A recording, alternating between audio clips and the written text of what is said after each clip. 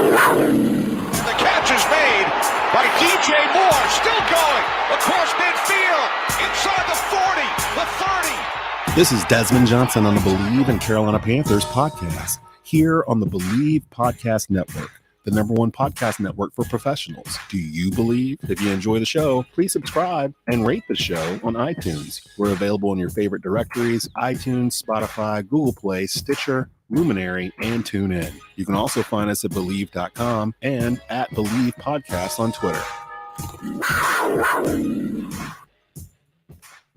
And welcome into a brand new edition of the Bleav in Carolina Panthers podcast. I'm your host, Desmond Johnson, joined by Sports Illustrated Panthers beat writer Schuyler, Callihan, and Panthers all-time leading rusher Jonathan Stewart.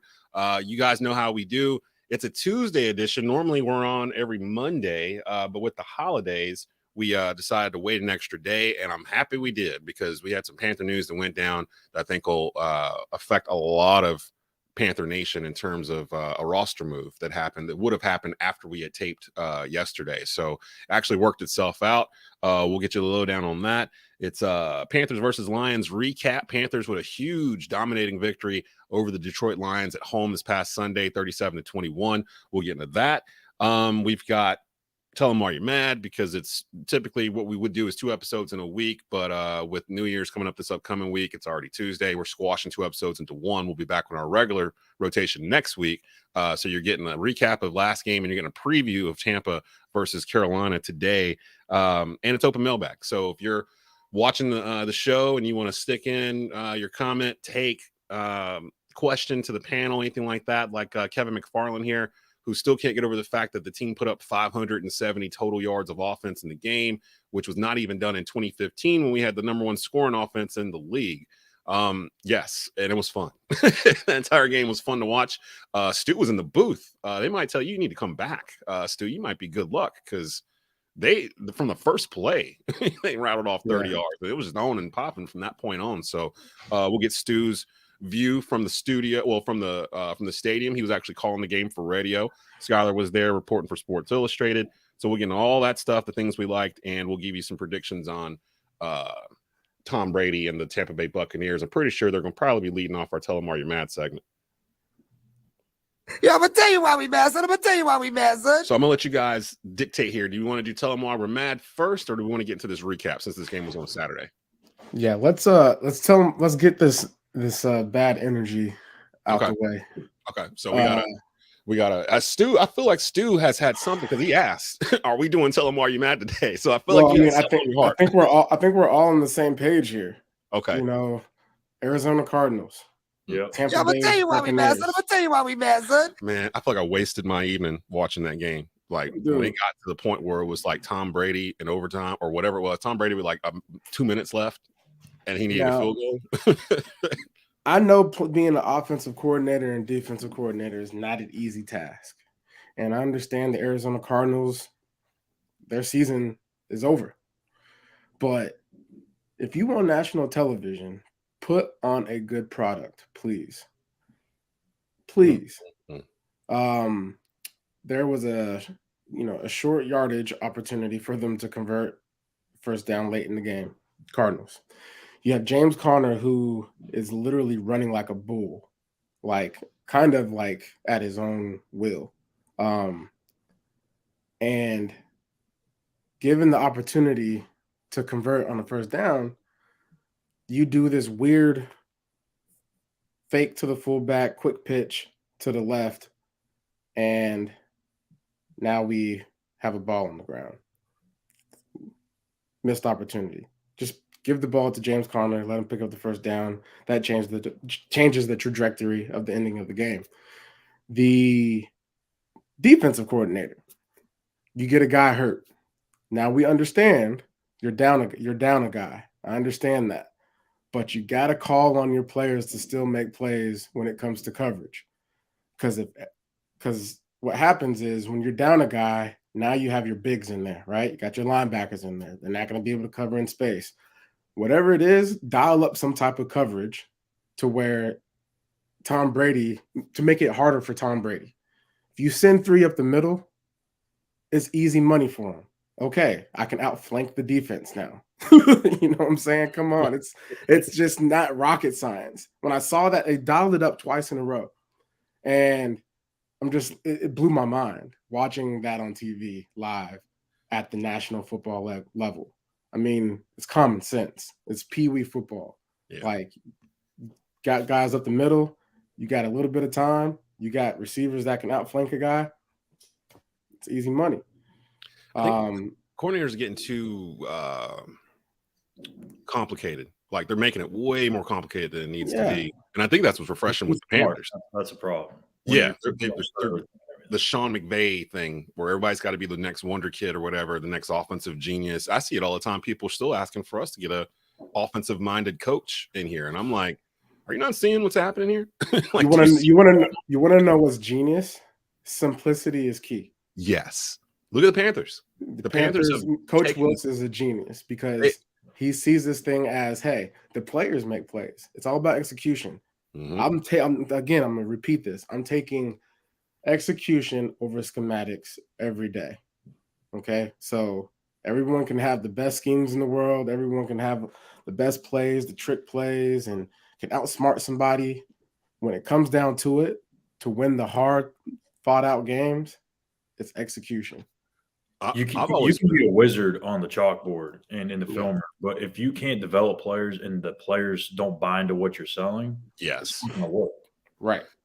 I've always been told by high school coaches that if they see a team doing a bunch of trick plays and a lot of deception and things of that sort, that group feels like they can't win head up, like straight up, man to man against the team they're playing against, and they have to do this.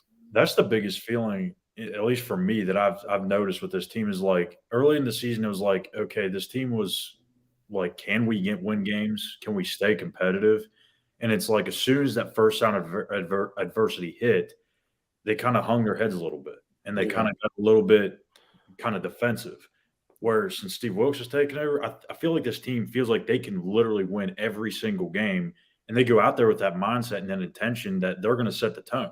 We saw it last week against Detroit, very first play of the game with Chuba Hubbard. So, like, I feel like the whole mentality of this team has really changed just since Steve's taken over. Let's look at the so I know this happened Saturday, but let's look at the box scores real quick because it deserves to be looked at. The Panthers. Shout out to the Carolina Panthers offensive line, who, in my opinion, set the tone for this game before kickoff, coming out in the black ski mask or whatever, like the entire offensive line, like as a show of unity. This offensive line, people don't really realize, other than Bradley Bozeman coming in, about a month ago, I guess, and took over the starting lineup, the starting center role, they've all pretty much played all year. And people don't understand how important it is to have your starting five offensive line have that cohesiveness and play with each other all year long. In comparison, like last year, it was like a trauma unit with the offensive line. It felt like we were just bringing people in and out. There was no kind of unity. When these boys get on and they start hitting these holes like this, like you're seeing them doing stuff. Like if you're watching it from behind the line of scrimmage, you're seeing that left guard pull over to the right and hit that guy trying to come in from the outside. You're seeing the running back go through the hole and hit that guy that's trying to sneak in, that linebacker, so Chuba or whoever can come through right behind him. Like you're seeing intricacies in the run game with the offensive line that you may not have noticed before, but they're doing it. What we last year does. What do we tell them? The possibility top 10 offensive line. Like when they got Corbett and they got Bozeman and drafted Icky, we were like, we know we sound nuts, but this line feels like they could be a top 10 unit. And is it safe to say we're 2 for 2 now on this preseason? I think so. What was it before? We said that last year was the top 10 defense. That's right. We said we could have a top 10 defense off of what we were looking at. This year was the offensive line. And the wins the Panthers have had since Steve Wilkes has took over, if I'm not mistaken, they're averaging over 180 yards on the ground, which is insane in 2022. After Saturday, it might be somewhere near 200. Yeah, it might be. These boys ran for 320 yards on 43 carries, 7.4 yards per carry. Everybody was eating. Deonta Foreman had 165 yards on 21 carries. Chuba had career day 25. You were in the booth calling this game, and I realized that right when they broke it, that they broke the single game rushing record as a team for the Panthers. That record you were a part of, Stu. You were in that game, if I remember correctly. It was a Monday Night Football game against Tampa, right? Yeah. Because you have like a pretty infamous meme of you stiff arming a dude to hell. My man bounces off the ground. Rondé like Barber. They're like $2.99 or something in that game, I believe. Rushing. Yeah, it was fun to watch, man. I mean, out the gate, I went down to this field pregame, and there was very limited Detroit pregame in sight. First of all, one of the first things I noticed, the cold, which kind of and walking through the hallways pregame, I bumped into one of the NFL camera guys, and one of the guys I remember from playing, and he was like, "Hey man, what's the key to the game?" And I said, "Well, the man that is able to withstand this weather and the elements around him is going to win the game." And I based that basically off of what I saw in pregame. We had the Carolina Panthers out there like regular, getting their, pregame warm-ups in. And then you had no Detroit players really in sight. I saw the kicker. I saw like a couple receivers. But I mean, mentally, I don't think the Detroit Lions were in it from the start. I think they were going to show. Yeah. I think they were going to show up. I think they thought they were going to show up and just play, and things were just going to fall in their lap. And I know they just got done playing a hard, tough game against the New York Jets, and I think that took a toll on them, having to travel, short week, Saturday game. It's Christmas Eve. I want to be home with my family. All those elements takes a toll on the defense, especially when you are facing an offense that just came off an embarrassing game that has something to prove. And then I saw like post game, they're complaining about the field. Hey man, I was about to bring that up. The Carolina Panthers were playing on the same field you were. Mm-hmm. This is the first time they've also played in a very cold game in Carolina at Bank of America Stadium. They weren't here 8 years ago, 9 years, 10 years ago, whatever it was. You know what I'm saying? So everyone's under the same elements. Okay. You've just been playing indoor on those games when it's cold outside. So, I mean, whatever it is, I'm just glad that the offensive line showed up and showed out. It looked like a college football game, like in the beginning of the half, like how you see, like, I don't know, like like when Ezekiel Elliott was playing for the Ohio State Buckeyes, right? And how he was just running rampant, like just running wherever he wanted to run. Saquon Barkley in college, like that's what it looked like as far as those holes opening up. It looked like from home watching it that the Lions didn't want to touch anybody. Like, and that sounds weird. Like it was so cold outside. It looked like there was some like those end tackles where guys were deciding whether or not they wanted to lay out and tackle or not. Because some like those touchdowns, they just kind of let them through. They got to that point. I know it was cold. I don't remember what the temperature actually was at kickoff, but it was the coldest game in Panthers home history. And we thought that might have something to do with it. We thought it might affect the passing game, but Schuyler, I want you to talk a little bit about the evolution of bearded Sam Darnold, because Sam Darnold has gone from potential savior when he first arrived to clown when it just fell apart last year, to mystery when he missed most of the year with injury this year, to now where I'm sensing a feeling where the fan base is slowly starting to come back around to Sam Darnold. It's like they're remembering the first 3 games of last year and how hyped we were for him being in there. And the dude just don't turn the ball over. 15 for 22, 250 yards, threw a touchdown, no interceptions, no sacks, 121 rating. He literally did what I think my key was last week. I just don't turn the ball over. Give me 250, give me a touchdown or two, move the chains, and let your run game and defense eat. And that's basically what he did. Like, what were you seeing in the booth when it comes to Sam Darnold and his control of the offense? Because it feels like they're giving him a little bit more each week to kind of play with it. Well, I mean, it goes back to what we saw last year in those first 3 games. When we were sitting here talking about, I mean, you compared him to Troy Aikman a little bit. And I did. And people clown me for that too. Hill, Jimmy Garoppolo, S-type player where you just kind of have to manage the game. Alex Smith, like those types of players. He can be that type of quarterback. He's got all the talent. He's got the arm. He's got the smarts. He's got the physical traits to be able to do it. It's just being able to do it consistently. What we've seen in these 4 games is, I think, a sense of confidence that we have not seen in Sam since he's entered the league. And I think a lot of that has to do with the offensive line. You look at the offensive lines he's played with his entire career. The Jets was a mess. Last year, you kind of thought, okay, maybe this would be one of the better offensive lines he's played with, even though it still had a lot of work, right? But that offensive line couldn't stay together. They couldn't stay healthy. They had 14 or 13 different starting combinations, and it showed whenever he dropped back in the pocket 20 to 30 times a game. He was getting happy feet. He was making bad decisions, throwing off his back foot, throwing across his body into danger. This year, you're not seeing that. It all starts with that comfort up front. Last year, during OTAs, the one thing he talked about specifically that he needed to improve on was his feet. He said that his feet were too choppy and too fast. He needed to have calmer feet. Yeah. You see that this year. Yeah. And it's all with that protection. And secondly, I think not only that, but you're seeing Sam make smarter decisions where he's not putting the ball in harm's way. He's taking what the defense gives him, and he's not forcing things downfield and trying to make things happen because he knows, hey, I got a really, really good defense. I got a hell of a run game. All I got to do is just not mess it up. If I don't mess it up, he can win. And because there's times when he takes a sack on third down, knowing, hey, you know what, we're going to punt, but we're going to be okay. It's a lot better than throwing the ball into coverage over the middle of the field and getting picked off.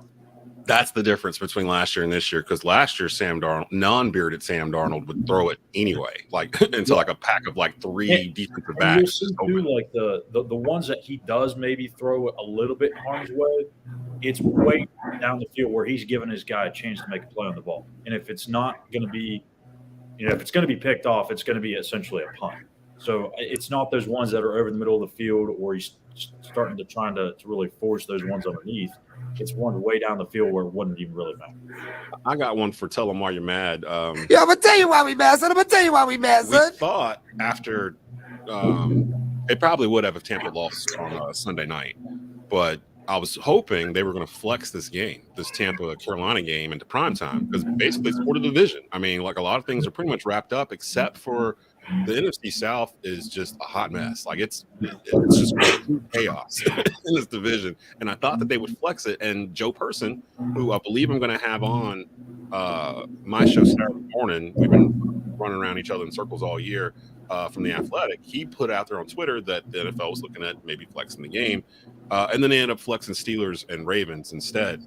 And I'm like, all right, I get it. Steelers, Ravens, it's a bigger matchup, although I don't think Lamar is playing or anything like that. And I have no idea who's starting for Pittsburgh, but they're both still in the playoff chase. The Ravens are still trying to win the division, all that good stuff. I get it. That's fine. But you haven't really spotlighted the NFC South. And to me, it almost felt like they were like, well, that game's not going to be very good, so we're not going to put it on prime time. We'd rather, if it's not going to be a good game, let's make it an ugly game. And if we want an ugly game, we'd rather have Steelers versus Ravens. Yeah, I'm gonna tell you why we mad, son. But the Bucs and Panthers are hardcore rivalry. You got the GOAT Tom Brady trying to win a division. He hasn't gone under 500 in a healthy season since 2002.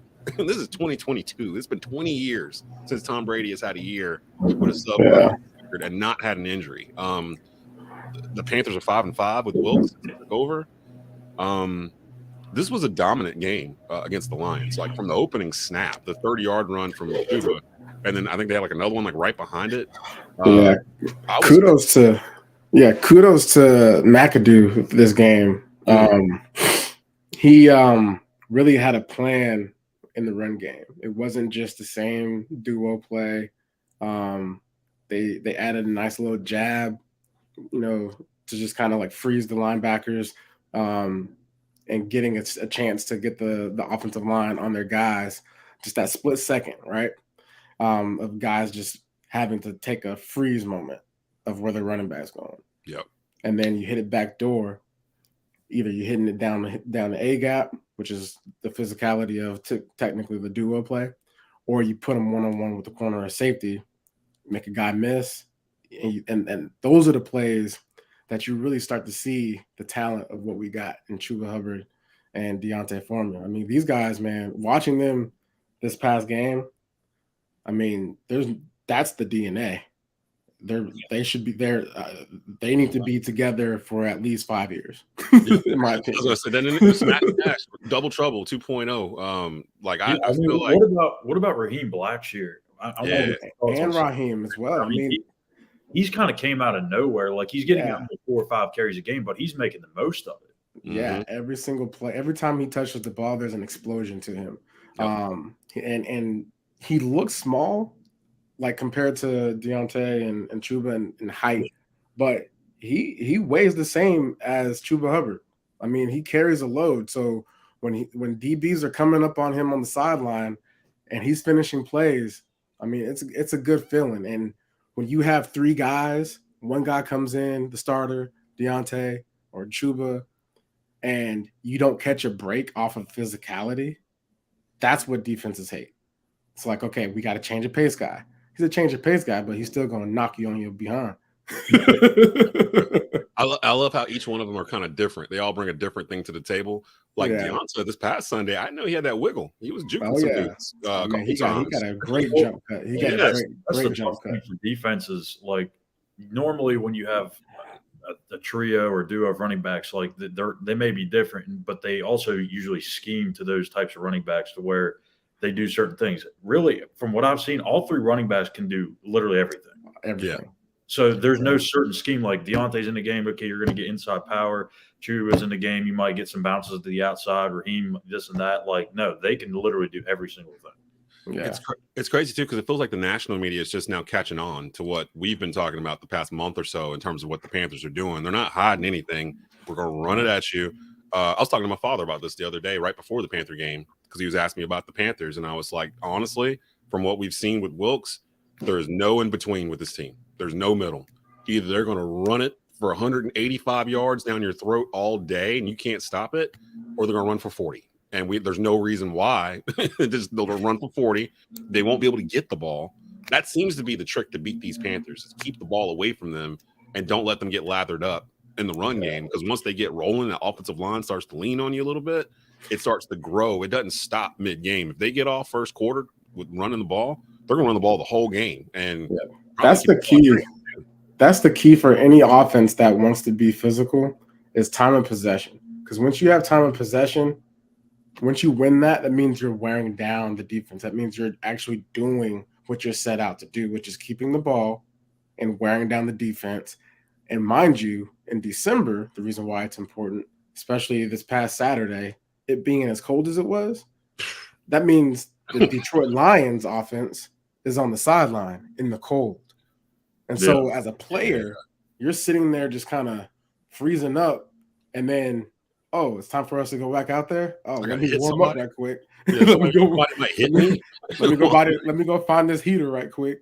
And but so like the mentality for an offense, because I mean, technically the Detroit Lions are supposed to be a physical team too, right? And they weren't able to stay on the field. One of the key parts of that game was the second drive when they fumbled it, right? From that point on, it was game over. Because they did something that was out of their norm. I don't know, turning over the ball. They haven't had too many turnovers, although the turnovers that they had were fumbles, in the run game and whatnot. And so that took place, and the game changed immediately.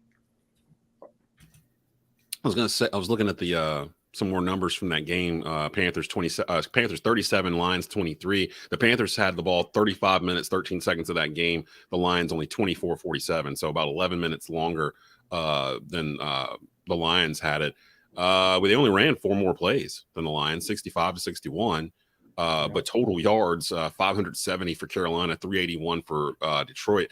We held the Detroit rushing game to only 45 yards on 17 attempts. So and that's where the time of possession lingers right there, because they didn't run the ball that well.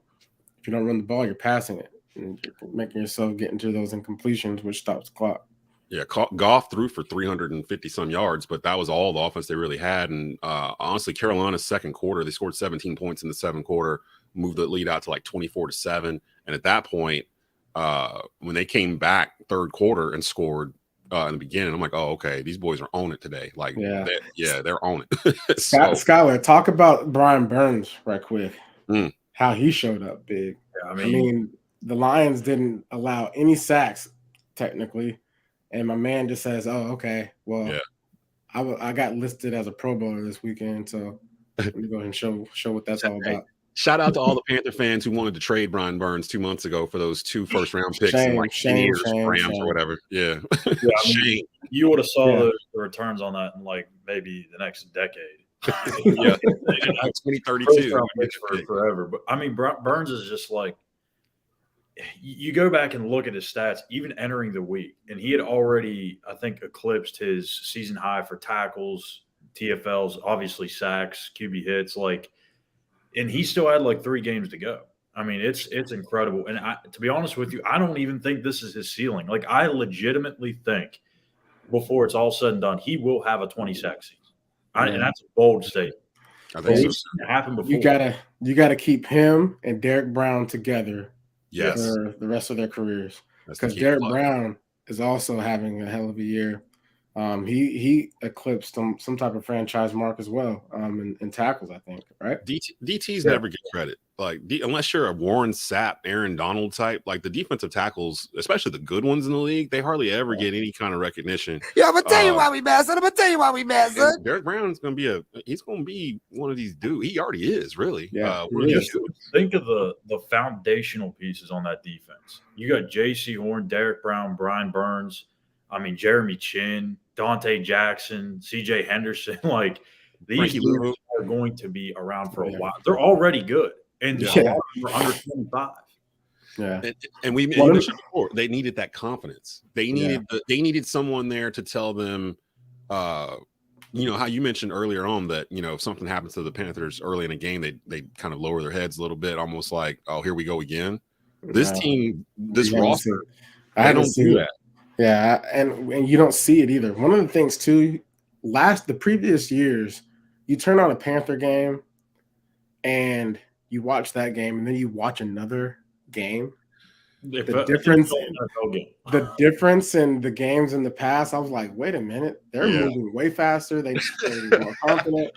There's just a lot. There's just the whole difference. But now, this past game, the past 4 games that I've watched of the Panthers on a Sunday, especially this last game, watching our defense compared to other defenses, it's mind blowing. They're flying around. They're flying around. They hitting people. I mean, like it's a game changer, man. And they're getting cocky. Good. They're getting cocky a little bit because of what they're doing. I wouldn't even call it cocky. I'm just calling it what it is. Aggressive. They're getting very aggressive. They got the goon mentality, which is, hey, we out here, so we might as well hit somebody. Hey, for real. And now we bring in a familiar face to the Panthers. Cornerback Josh Norman signs the practice squad yesterday afternoon. 35-year-old cornerback had his best season here under Steve Wilks as defensive coordinator. 2015, made first team All-Pro, helped lead the Panthers to Super Bowl 50. He was a very key component of that team in terms of leadership. Like, when I think of that 2015 team, of course, the first thing I think of is Cam Newton. The second thing I think of is Josh Norman, in terms of he was like the vocal leader of the defense of that team. And that defense was a problem. Like, they were a serious problem. And Norman, I forgot, it's like week 3 or 4 of that 2015 season, y'all were playing the Saints. And Josh got that closing interception on Breeze, right in the end zone. Yeah, and I was watching it. My man is parallel in the air, like, to get it, and comes down like on his back. Like, you would think it would have knocked the wind out of him, and he hops right back up because he knows what just happened. Like, he just ended the game pretty much. Like, he was the one that we haven't had a cornerback like Josh Norman that vocal and could back it up since Josh Norman. And J.C. Horn, to be honest, is probably the closest thing to it trajectory-wise. But we brought in Norman because J.C. Horn, some roster notes, had surgery on Tuesday. Today. Schuyler, have you heard anything, the latest on J.C. Horn's injury? It didn't sound like they're trying to put him on IR. It sounded like Wilks was saying, depending on what happens, they might be able to club it up and he might still be able to play. What have you heard about that from the Panthers? Yeah, just check my phone again just to make sure. But I haven't seen anything or heard anything yet. I don't think we'll hear anything maybe until like later this evening. Maybe not until tomorrow. We'll definitely hear something tomorrow from Steve, but we might hear something this evening. Again, it's so different because it depends on where exactly the pain in the wrist is and kind of how, I guess, I don't even know how to describe it. I mean, I've broken my wrist before, and I've played through it, and it sucks. Like, it's really hard to play with a club, especially. But when you're defensive back, I mean, heck, you don't really need your hand to really catch the ball. You just need to bat the pass down. But when you're hand fighting and stuff, that could be a problem. So it just depends on how severe it is, and if it's something that can re-injure itself or maybe worsen the pain. But I don't know. I know J.C. Horn really wants to be out there, and I know he understands what's on the line. So I would not be shocked if he played Sunday. I really wouldn't. But that's a tough thing to play through. Yeah. What do you expect from Josh Norman? He got signed to the practice squad basically so they could potentially just move him up. He could potentially be starting on Sunday. We don't know. He's 35. He last played last year with the 49ers. I think he played 14 games. He actually caused a bunch of fumbles last year. I think like 7 or something like that last year. Clearly, we're not getting the 2015 version of Josh Norman, and nobody here is suggesting that we are. However, I would be perfectly fine if we're getting a 2015 Peanut Tillman type of Josh Norman that can come in, be that veteran guy. Because none of these players on this team were on this team when Norman was here, except for Shaq Thompson. So these are all young guys looking up to Norman. And this is something else. I hate to keep going back to Matt Rule, but Steve Wilks understood the fabric of the team. Like, it's one thing to bring in a cornerback off the street to fill in a spot. It's another thing to go find Josh Norman and be like, hey, you're my dude. You understand the scheme. You know what we're doing. You know what the Panthers are about. The Panthers know you. It's just a bigger deal bringing back a familiar face like a Josh Norman that you could possibly just plug in on nickel or whatever, like third down plays, and say Norman gives you a big play somewhere in this game somewhere. He ain't got to play the whole game. Right. Whatever, you know. Keith Taylor will get the start if JC is indeed out. So there's that. But Josh Norman, he's probably going to play, if I had to guess, I don't know, it's probably somewhere between 20 and 30 snaps. I mean, it's not going to be something crazy. He's not going to start. But we may see him start in the final game next week against New Orleans, depending on where he's at in terms of being in game shape. Because, I mean, let's face it, he hasn't played a game all year.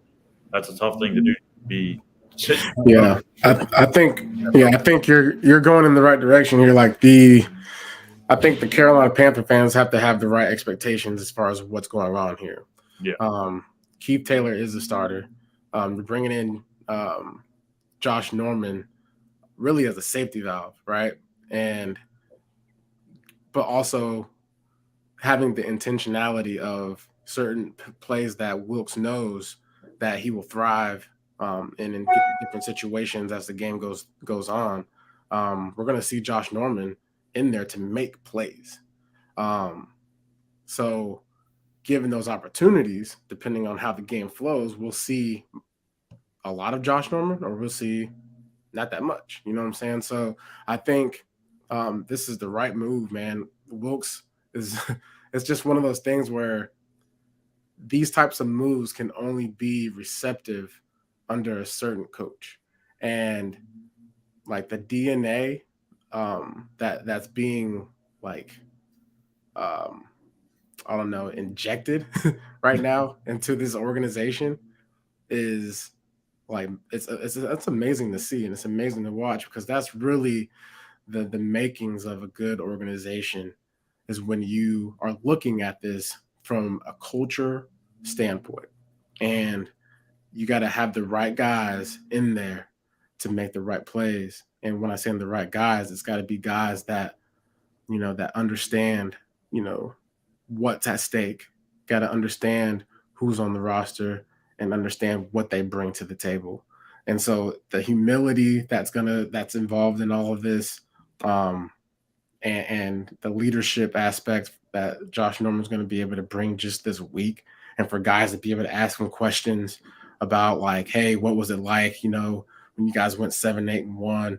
Because I mean, you have the voice of Shaq Thompson and you have the voice of JJ Jansen, but when you add Josh Norman, the secondary front, which was actually one of the like the year we went 7-8-1, like I'm like me and Josh, you know, during our time together, like in the hot tub, like him joking around, just seeing him grow as a player, and seeing him on the practice field and seeing him, take the things that he was doing so well in practice and it just all of a sudden start to make sense and dial up in the games. I mean, I was like, wow. Like whoever's got their hands on Josh Norman, like needs a pay raise. And guess who that person was? Coach Wilkes. Yep. You got to hit the job right after that too. When you go and look at the identity of what this team has been, it's really what it was during that championship run in 2015. And like, it's kind of ironic to think that like, okay, well, they fired Ron Rivera, they let go of Cam Newton, they kind of blew up the whole entire thing. They blew up the entire culture. And I don't really want to talk about the past and stuff like that, but I mean, Matt Rule completely changed everything, went in a completely different direction. And as most head coaches probably would when they get a new job, but they went away completely from what they were known to do and have success with. And it's just kind of weird how they go back to that same championship DNA, that pedigree, that culture, and all of a sudden you're seeing the results come back around again. I mean, look at the Pittsburgh Steelers. I was about to say, look at the Steelers. Look at and David the Pittsburgh Steelers have been this exact same for 50 years. For 50 years. Plus year. And what? No matter who the coach is, they've been the same. Exactly. So that's what bothered me, because Tepper came from Pittsburgh. So, and he said he wanted to build us like Pittsburgh. So you would think that he would recognize the culture that was already here and actually add on it, as opposed to just, I'm hoping he learned his lesson.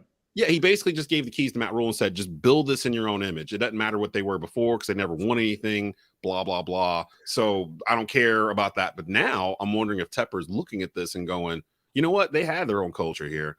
I didn't need to bring in somebody to wipe the slate clean. A matter of fact, he probably should have kept Ron Rivera, to be honest, and just help Rivera build this team over again, as opposed to wanting your own coach and all that other stuff. Sometimes these decisions are kind of good without even. I'm trying to think of the term here, but I guess to say, if you don't fire Ron Rivera, you don't hire Matt Rule. If you don't hire Matt Rule, you don't fire Matt Rule to get to Steve Wilkes. And maybe Steve Wilkes is the guy to get you to where you want to be. So it could Everything happens for a reason, man. Everything happens for a reason. And shout out to Ron Rivera and the Washington Commanders. They're in the thick of things too. We called it on this show 2 months ago. Ron is going to get hot in December. That's what he does. Like, his teams just start rolling as it gets colder, and the Commanders are in the thick of things. The NFC playoff race. Once you get past like the contenders, playoffs, like don't talk about the division leaders. You kidding me? It's playoffs. It's all 500 teams. Green Bay somehow is back in this now. Detroit is now 7-8. We're floating around. Tampa can't. Everybody's got around a 500 record right now. Yeah. And that's what they want. That's literally what the league wants. They want everybody to be right around 500. A couple teams a little bit higher, a couple teams a little bit lower, and then you're gonna have your outliers, the ones that are really good. TV rating this weekend about to be out of control. Well, the next 2 weeks, I mean, you got showdowns with us against Tampa, you got Baltimore and Pittsburgh, and then the following week, depending on what happens this week, I'm trying to think of a scenario where the Panthers do get flexed in the prime time. Although someone did make a great comment, it is open mailbag day today, where I'm trying to find the comment now. Where they're glad that we're not going to be playing at night, because typically we lose when we play night games, or when we wear the all black, which is horrible because the all black is like the best uniform in the whole league. But usually we have bad luck when we play at night. Shalika knows sports that I'm glad they didn't flex, as we don't do well in prime time. It was one of those. Did we wear all black this past weekend? Did we? We didn't wear all black, did we? I don't remember the scheme. I thought it was black top with silver pants. I can't remember. I know the one time we wore all black this year, we won. But typically the other right. Usually when they wear all black, they typically don't win that game. But they look good. It was the gray pants. If they get into the playoffs, and they'll obviously be hosting the playoff game, they should go all black, helmet to toe. I love all black. I love that look. That look is fantastic, and it gives you a certain vibe. Yeah, the high school teams that I play, or that I call for down here, when they dress in all black, they feel different. You can tell they got a different vibe to them. Like, they feel like they're coming out like a Marvel super team or something, like just ready to slap people around in all black. This game is coming up here. Yeah, Shalika. Back to Shalika though. Yeah, she has a good point. I think right now, coming off this game, it's a bounce back game, a game that we needed to win, right? Got embarrassed against the Pittsburgh Steelers. Now we're going into a game with the Tampa Bay Buccaneers. Everyone's counting us out. Everyone is not talking about us. Let's keep it that way. Because if you fly under the radar and you end up where you want to be, that's all that matters. And I think the primetime situation, if it was going to happen, sure, that'd be great. But since it's not a bad thing. And so, Desmond, I know you upset because you want people to be, pumping up the Panthers and talking about them, and they deserve it. But it's good to be under the radar. Yeah, I'm kind of there, making moves, and just doing your business. Because at the end of the day, if you run in a business that nobody knows about, but you making money and that cash coming in, that's all you care about. I've kind of gone away from the whole wanting the national media to be like, come accept us to the point where I'm like, you know what, fine, we'll just win football games, and eventually you're going to come back around, because they always do. That's how they treat us in the national media. They don't come around until it's near the end of whatever it is we're doing. And you know what we're going to do. We know what we're going to do. Calling people out. We calling out everybody. Yeah. I got local media out here. I seen y'all 11 weeks ago. Yeah, every last one. I went through. I got names. I forgot to do it here locally that have been like, the Panthers will not make the playoffs. There's no, why am I going to trust a team that ain't won 2 games back to back all year, or ain't won on the road, or blah blah blah. This ain't the same team. This is not the same team that started the year. Like, throw all that out. Like, it don't matter what they were underneath Matt Rule. This is a different. Wilkes we trust. And Wilkes we trust. I don't think that the primetime thing really matters that much, anyways, because I mean, like, all it is a time, right? Your game plan is your game plan. You're going to play against the team that you're going to play against, and it doesn't really matter. As long as you commit to your game plan and you execute it, you're going to win. So it doesn't matter if it's 1 or 8 o'clock. It's open mailbag Tuesday here, because we're not going to have a Thursday show. So this is actually serving as the preview for the Tampa game Sunday at 1 on Fox. It was not flex, so it'll be a Sunday 1 o'clock game in Tampa Bay. Carl Van, who's watching right now, says, what up, Stu? I bet you $500 I can tackle you on the first try. I would like to see that. We would like to set that up. Maybe sometime in the offseason we could set up a camera or something at BOA and see if we can get Carl out there. And Carl, I need you to go to GoFundMe and raise that $500 to something more. We'll have $5,000 in there from people donating before the day is over. If Carl really wants to make that happen, maybe we can try to make no pads. No pads. Can you tackle him on he said first try too. So I don't know what Carl does for a living, but he's very I'll give you a month. He's very make sure you get that seat right. And I say that seat, make sure you get that your squats right, your lunges. You gotta have that seat right before you come with me. Gosh. Carl also says he thinks Taylor has a bounce back game, to be honest. My guy Kevin Avery over at the 4-Man Rush, they do an excellent job reviewing Panther video tape, that kind of stuff. They have their own podcast, they're doing their thing. He mentioned this, and I didn't really think about it before, but that Steeler game that Keith Taylor got burned on a lot, that's really his only bad game of the year. He's really getting it across social media as if he's been a bad cornerback all year. He had a bad game there, and I think he had a play or two. I think it was the Ravens game or the Bengals, one of them, where everybody got beat in the Bengals game. You can't really point to anybody. I mean, every corner's going to have a day like that. I mean, especially when you're in the NFL. I mean, these dudes get paid to make plays too. And like Keith Taylor said, like, when you're a corner, like, you're going to have these bad days. It's just trying to eliminate how many of them that you actually have. Yep. Willie Smith says, how much talking is going on between Tepper, Fitterer, and Wilkes? Do you think a decision has already been made? I don't think a decision has already been made. If I'm not mistaken, Schuyler, maybe you can correct me on this. They can't take the interim tag off of Steve Wilkes during the season until they interview at least 2 minority candidates in the offseason due to the Rooney Rule. So they still have to interview a couple of guys before they can officially give it to him. Which I love the Rooney Rule. I really do, because I think it gives minority coaches an opportunity, and it kind of forces organizations to go out and interview minorities. But the one problem I have with the Rooney Rule is in this situation right here, where if you feel like Steve Wilkes is your guy, then why force a team to waste 2 other people's times to just bring him in, just to say that they lived up to the Rooney Rule, just to go and hire Wilkes anyway. Like, right. I don't like that part of it because, again, Steve Wilkes, minority coach, probably is going to get the job anyways, and you're going to bring 2 other guys in here that essentially don't have a chance to get the actual job, except for to say, hey, they interviewed with the Panthers. Like, that's the only problem I have with it. Carl, like this is how I feel about the coaching situation. If Bill Belichick wanted to come coach for the Panthers, I'm choosing Coach Wilkes over Bill Belichick. Me too, but I hate Bill Belichick, so that's an easy. I can't stand it. So. But just to the situation, like we were talking before, like it's the glove, man. Like the glove fits. If the glove fits, he must have quit. And it's so comfortable too. It feels like a shoe you've had forever, and you lost it, and you found it under the bed. And you're like, oh man, it fits. It's supposed to be on my foot, like a blanket. You know what I'm saying? Yeah. Like your blue blankie when you was little. So I'm so worried David Tepper's going to mess this up, and like I don't really have it. Man. Desmond, really stop have it. He's already Desmond, stop being negative. No, because I feel like on one hand, I'm trying to think like, what has he done to make me feel this way?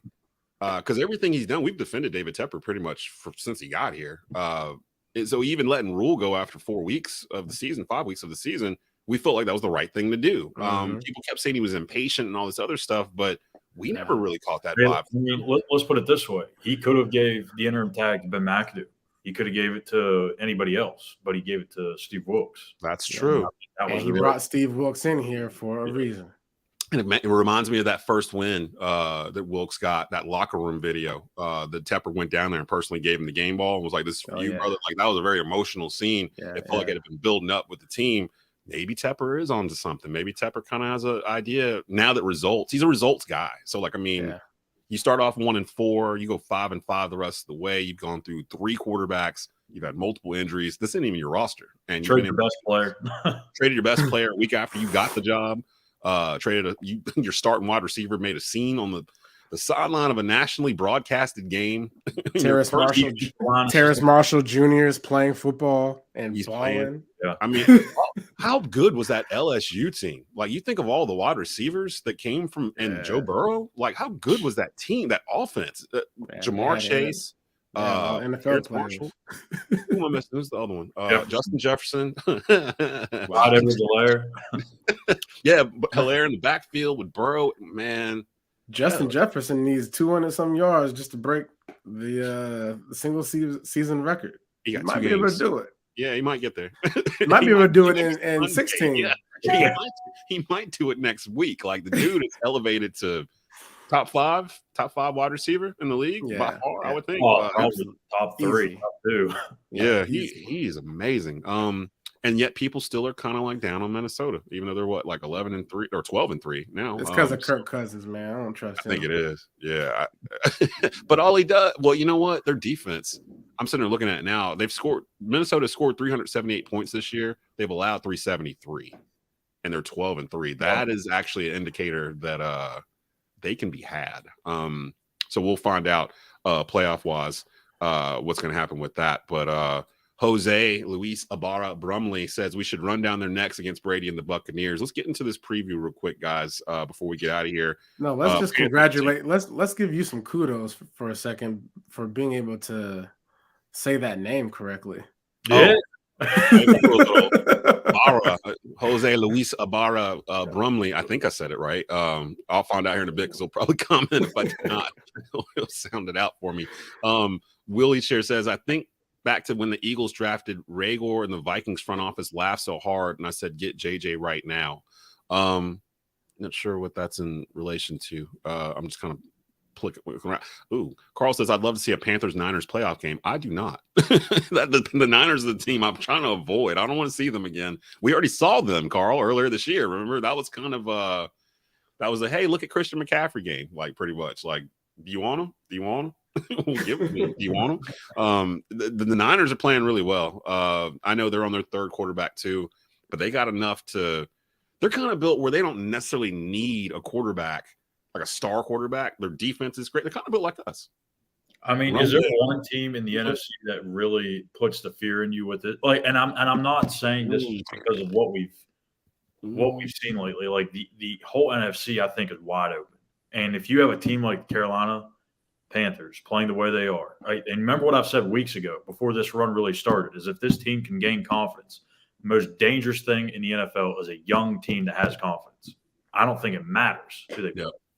Yeah. But a lot of people want to say like it's always the teams from the previous years and stuff. There's always a team that pops up every year that wasn't in the playoffs that surprises everybody. Last year was the Bengals. You know, they surprise everybody. They get in, they make a run. And a lot of times it's a wild card team or a team that's near 500 or something like that. The Steelers won. They were 9-7 coming into the playoffs. So just get in and something can happen. Get in. Everyone's 0-0 once you get into the playoffs. I'm not gonna entertain this nonsense about, well, whoever wins the NFC South, they don't deserve to go to the playoffs, or a sub 500 team shouldn't be in there, or you're not good, blah, blah, blah, blah, blah. We don't care. We don't care. We have not had meaningful football in December in the Carolinas in 6 years. Well, I mean, we're talking about a playoff game Sunday.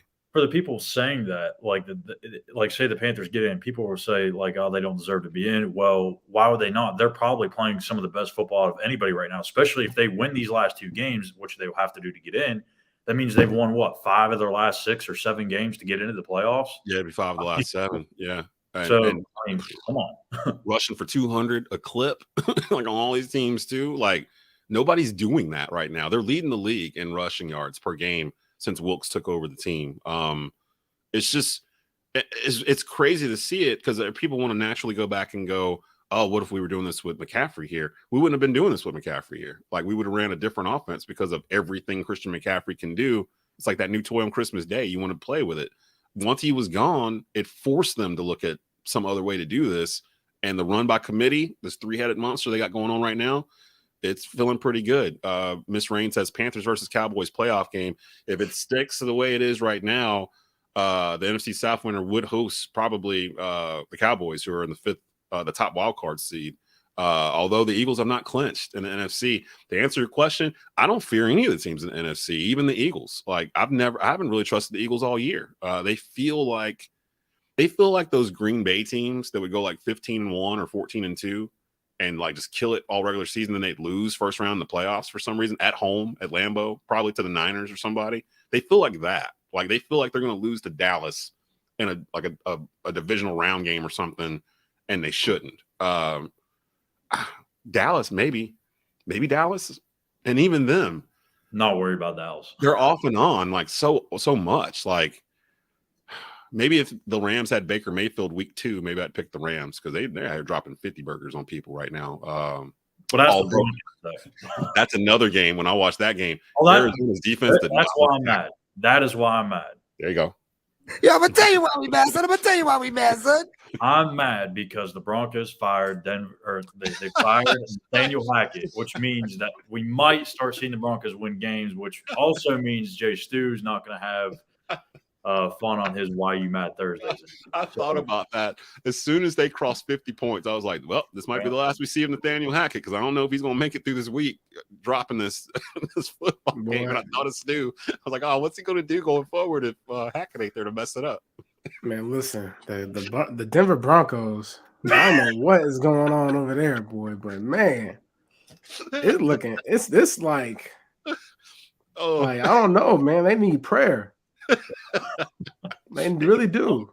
They need Sean Payton. I would assume that's the first phone call they made when they let Hackett go. They had to call Sean Payton and be like, hey, man, you want to come and help us out here? Because they need Jesus, man. They need Jesus. I don't know if Russell Wilson, the clipboard, get him out there, man. Like, it's crazy over there. I've never really seen the turn of events that have just like went a complete 180 in expectations for a football team with, a celebrated player such as Russell Wilson. I'm not really sure what's going on with him.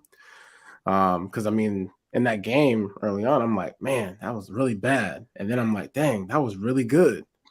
And I'm just like, whoa, like, let me just turn this TV off, because I don't want to watch this game anymore. It was weird. It was weird watching them try to play football on Sunday. It was just like, Russell Wilson looked horrible. Like, he has not looked good all year. And I don't know if it's Hackett or if it's Denver or if he maybe maybe Pete A Carroll. little bit of everything. The Seahawks knew something we didn't know because you don't give away a franchise quarterback. You don't trade off a franchise quarterback when they ask if they're still able to play. Look at Aaron Rodgers. Like, he's been doing it for 5 years, like threatening to go someplace else. Green Bay has not let him go because he can still play. Seattle came up off of Russell Wilson pretty quick, and look at the haul they got back for him. Like, they stole Denver's soul with that trade. Like, Yeah. they're going to affect Denver for the next 3+ years because of this. Because you can't get rid of Russell Wilson. Like, what are you going to do with him? Can't cut him. So, like, 160 plus guaranteed, 160 million plus guaranteed. Back to this Panthers Tampa game on Sunday. Will the Panthers, from the stats, will the Panthers use a similar game plan against Tampa from week 7 when we play them, or will they make some alterations? PJ Walker was the quarterback when we won. Totally different. Yeah, 21-3, I think it was that we won, something like that. It was pretty dominating win. Think we'll keep doing what we're doing, or you think they'll switch it up a little bit, guys?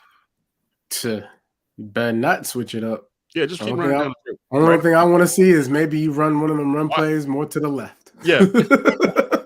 That guy instead of that guy. Like, we're still running this direction. Like, I hope they still do corner trays and stuff. Because check, man. All year, the Carolina Panthers, it says here, they've been averaging 100. The defense has been averaging 125 yards against them on defense, right? Mm-hmm. On the ground. The last 3 games, they've been allowing 82 yards per game. The last game, 45 yards. So they can't run the ball, right?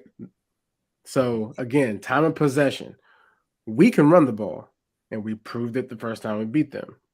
So let's just stick to the game plan, do it again, because I know darn well that defense, looking at film today or tomorrow, like, oh my God, like they looking at themselves like, what are we gonna do? Like, what are we gonna do? Yeah. Like, the only thing that I will suggest for the Panthers in the run game is be prepared for field conditions. It's a grass field. They've been playing on turf majority of the year, so like they've been playing on cement for most of the year. You know what I'm saying? So get ready to like have some wet areas or whatever it is. You know what I'm saying? So it's all about footing, man. It's really going to be who can run the ball, because they've proven they can run the ball too when they put their minds to it. But again, time of possession, if we don't give them opportunities to march down the field with Tom Brady doing what he does, I mean, and then cover the running backs on defense is going to be the name of this game. Yeah, they got Julio, they got receivers, they got Mike Evans. But when in doubt, Tom Brady likes to dump it off to the running backs. So yeah, that's because we're kind of getting into our keys to the game here. For me, you were talking about the Panther defense earlier on in this episode, how they're just swarming. Tom Brady's got to be looking at this Panther defense coming into Tampa thinking, I got to get this ball out. Like, second, 1.5 seconds, 2 seconds. Like, there ain't going to be no deep drops or anything like that. Like, you just don't have enough time. And the offensive line of Tampa, I feel like Tampa's living off of reputation right now. Like, they're hanging on for dear life, basically, and have been for the past 2 months, well, really the whole year. But the reputation that they were a great run defense from the past 2 years ago or whatever, when they won the Super Bowl, that's not there. Vita Vega's hurt. They don't have Ndamukong Suh in the middle. And then you had the linebackers flying around. They're not doing that this year. Like, they don't have the same personnel to do it, but people think they are because they're Tampa. Or the offense for Tampa. They feel like, or the perception is that they can go down and score, do whatever. Tampa feels like they score like 17 points, like every time they go out, and they can't really score a lot because it feels like Tom Brady and Mike Evans have never played football together before. Like, when you watch them this year, it feels like they're just completely not in sync. I don't know what it is. I don't know what caused it, but I'm not saying Tampa can't beat Carolina, because God knows they can. Like, I think we all knew what was going to happen in that game this weekend with Tampa. Once they got to a certain point in the game, we've seen the script for 20 years. We knew what was going to happen, and it went exactly the way we thought it was going to go down. We can't be in a close game with Tom Brady, because if you give him an avenue to be in a close game, he'll figure out a way to get them in contention to win. But if you get them down early like we did this past week to Detroit, and you do it in that manner, by running the ball down their throat, like, like taking their toy, pretty much taking their ball, I think you can really affect Tampa because they feel like they're a team on the verge of imploding. Like they can go either way. I don't trust the coaching staff. I don't trust the personnel. They've been a 500 team all year, pretty much. We've already beaten them once by double digits, in fact. And it wasn't even close. Like they could not do anything on offense all day, if I remember correctly. So we can do the same thing. I don't think it's daunting to go down to the pirate ship and try to do the same thing all over again. You guys want to give some scores or? Let's do it. All right. So last week, Schuyler picked 21-20 Lions. Stu had 24-17 Panthers. I went 30-21 Panthers. Actually kind of almost got close to nailing the score if Detroit hadn't kicked the field goal or whatever it was. And then we scored again, so it was okay. Jamie Revis, I live in Dallas, but transferring through work to Charlotte in the next month or two. I want to play Dallas too, just for that reason. We might get Carolina, Dallas, and Charlotte. First time since '96, I think they would play in a playoff game. Schuyler, we always start off with you. Give us your score for this game. My gut tells me that the Panthers are going to win this game. Mm. But I feel obligated to go against Carolina just because it seems like every time I do, they win. So I don't want to. I want to, be the good fortune guy here and be a little reverse psychology. But I also can't go against my gut, so I'm kind of back and forth on this. Panthers. Hey. Well played. Panthers. Well played. 4-19. 4-19. All right, I'm writing these down so we can keep track. Because we're not one of those shows that'll give you a crazy take or a score and then pretend like we didn't do it the next week. We hold ourselves accountable here. The Bleav in Carolina Panthers podcast. Jay Stu, baby, what you got? Bucs, 1:00 Sunday. Man, I think it's gonna be one of those games where it's gonna be close when it shouldn't be. Just because of the high stakes of the game and just the preparation on both ends of both teams. They're gonna come with their best. And I think Eddie Pinheiro is going to be a huge factor in this game. I think he's got 16, 17 straight field goals. We're going to need him to go 20 straight field goals. So I feel like this is going to be like a 19-13.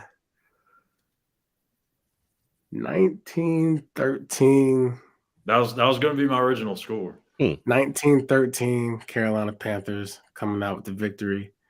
And time of possession is going to be huge.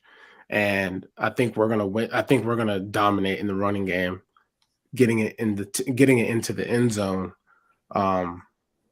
is what I'm kind of up in the air about. Tampa is 3-11-1 against the spread this season. They're coming in this game 3-point favorites, considering it's home at Tampa and they're only getting 3 points. To me, kind of tells the story of the Tampa Bay Buccaneers for this season. Ms. Rain says we need to control the time of possession the way we did with Seattle, keep the ball out of Brady's hands. I'm not really worried about it being in Brady's hands. Actually, I kind of feel like it's weird to say, but it being in his hands over the past couple of weeks of what we've seen from Tampa Bay offensive football, that might be the best move for us to have because he's probably going to fumble it or throw an interception or something's going to happen. Tampa's going to turn the ball over. They're just turning it over. It feels like every third possession on average, they're just putting it on the ground. The game really in this one for Carolina is just to, again, eliminate the run game because Tampa Bay does find success on the ground. That's when it's going to be problematic. Mm-hmm. I don't trust a lot of people apparently, but I don't trust Leonard Fournette or that offensive line from Tampa to really get off against this Carolina defense is playing so well. I think Josh Norman adding to the secondary will give the defense not necessarily a bump in terms of talent, but in confidence. I think it will. I think he'll be able to get these boys to a point where they smell it like blood and water. Like, let's go get this. It's right in front of us, and we can do this by beating the GOAT at home Like we can. Do they clinch if they beat Tampa on No, they still got to win the next week, or Tampa has to lose next week. But they would take the lead in the NFC South if they beat Tampa on Sunday. I kind of felt that last week. I thought I went too high on the score. I ended up being like right near it. And I'm kind of feeling the same way. I feel like this Tampa team, I feel like they're on the verge of, if things start going wrong early, that they might turn on each other. And that includes Tom Brady. We've seen him yelling at his teams numerous times this year. I think that could happen this go round. I think the Panther defense is playing really, really well. They're fairly healthy up front. We are going to miss the secondary is banged up, and maybe Tampa takes advantage of that. Of course, Dante Jackson's on IR. I think CJ Henderson's going to play. Of course, we had to bring in Norman, JC Horn. We don't know exactly what his status will be. I would assume he's not going to play this week, I would think. But stranger things have happened. Brady might be able to take advantage of that if he's upright. One of the best things I've ever heard from a coach was that, it don't really matter what they do on offense in the air if the quarterback's sitting on his ass all day. Like, it just don't matter. It don't matter how many receivers you got if he's only getting 2 seconds to throw the football. So I think Carolina will dial up a bunch of blitzes and really hamper Tom all night, or all day, I should say. I think Carolina is getting to a point where they can score 25 plus points running the ball. So I'm going to say 28 to 10 Panthers. And it's going to be another one of those games where, like I've said the past couple of weeks, it's not going to feel close. The Panthers are they're one of these teams that are rolling right now. And I've seen a lot of teams packing it up and thinking about the offseason. Like, body language to me says a lot with these defenses. Maybe it's because it was cold all over last week, and that might have had something to do with it. But these dudes just wasn't trying to touch anybody. They weren't trying to hit anybody, really, a lot of these games. And it was always the team that was 4-10, or the one they know they ain't going to the playoffs. They're just trying to get through the rest of the year. Tampa's not there, but they got players on that team I think they could get persuaded to get there by the end of the football game on Sunday. And I think we'll be able to do it. I'm going to go 28-10 Panthers. I always get nervous when I write this down, too, because that's a lot. That's a lot of points. I don't even know what else to say. Like, we've kind of covered everything. Brad Tippett actually makes a good comment here. 4 of Tampa Bay's wins on the year are 1 score or less. So they're used to being in tight games. I don't think we'll have a tight one with them. I really don't. Willie says Panthers beat the Bucs so bad that Tom retires at the end of the year. Yeah. Yeah, again. I don't. You think Tom retires this year for good? No, nobody does. The man's 45. Like, he's divorced now. You don't have to worry about it. Right. There's a lot of landing spots where he could end up. I saw Patriots. The way the NFL is going right now. Yeah, the Patriots. I've been seeing Patriots reunion. San Francisco. He's from that area. He grew up there. If I was him, I'm going to Cali. Yeah, for real. And in San Francisco, get a ring out there with man, yeah. Oh my gosh, no. George Kittle. George Kittle. About that. No. You don't have Gronk anymore, but you got George Kittle. Nah, man, that ain't fair. Tom Brady needs to retire. I feel like Tom Brady go down there to the Niners. But hey, man, I'm taking league minimum. Just whatever. Just I'll play for free. Keep the money. Just make sure you get some players, and we good. Oh my god, San Francisco, man. I'd almost think somebody like Aaron Rodgers would try to get that way. Isn't he from there too? Like from California? So I don't know. But meanwhile, all of us actually we did. All 3 of us picked the Panthers. Schuyler picked 24-19. Stu's got I got 19-13. Is that right? Yeah, 19-13. And I'm only one that said the Panthers are gonna go big, 28-10 Panthers. So we'll see how this plays out. We are out of time.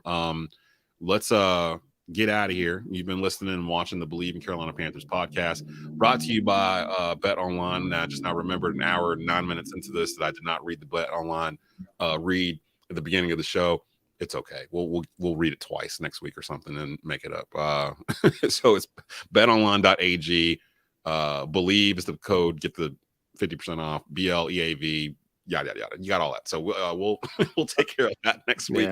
All we cared about was these Panthers today. Yeah, we were ready to just dive in. Like I got the read right here and everything, and I just went right past it. But it's okay. For Schuyler Callihan, go check him out on Twitter, Callihan_ for the latest news and notes with the Panthers throughout the week. Keep an eye with him, especially this week. So we find out the latest on J.C. Horn. The coaches will talk. There'll be some press interviews and things of that sort this week. So definitely follow him.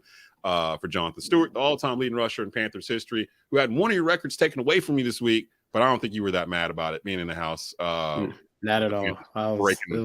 It was a treat, man, to watch those guys run all over the place. The way they did offensive line, the way they came back off that Pittsburgh loss. Let's just continue to stack it. Yep. Stack it. You had 320 yards this week. Let's get 325 next week. You know what would be crazy if they actually did that? If they actually ran another 30 yards. I think they might be able to do it. Tampa is not this juggernaut squad. James Conner was running all over them boys, man. Yeah, so we're going to see. It's going to match. It's another one of these games where if you look at on paper, it matches up well for what the Panthers do well versus what the other team does not do well. And they've been following that formula. It sounds simple, but that's all it needs to be. It just needs to be simple. So for Schuyler, for Jonathan Stewart, I'm Desmond Johnson. You've been watching and listening to the Bleav in Carolina Panthers podcast. We'll be back with a new episode after the weekend, after the holidays are all over, next Monday, and we'll be back on our regular rotation. So you got the week to digest this episode, so it's a little bit supersized. We will talk to you then. Panthers, Bucs, 1 p.m. Sunday, Fox, NFC South lead on the line. With 2 games to go. Keep pounding.